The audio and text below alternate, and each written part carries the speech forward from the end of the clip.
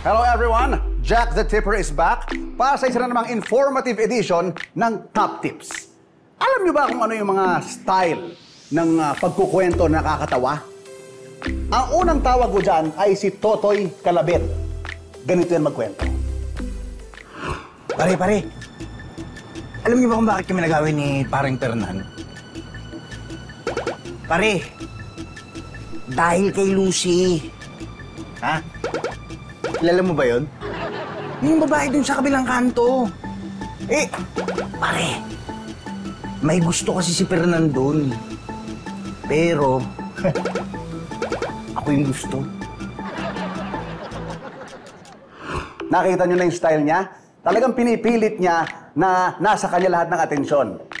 Malamang, nung bata pa yan, walang pumapansin sa kanya, kaya natutong mga labit ang mga mabit. Ngayon, ang next naman ay ang usong-uso pa nung 60s.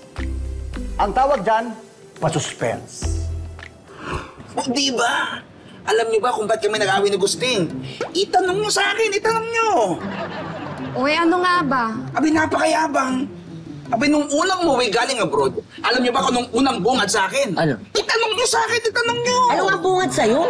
Ito nga. Abay, tinanong ako kung nakatikim na ba ako ng prutas na kiwi. Alam niyo kung anong sagot ko? Itanong niyo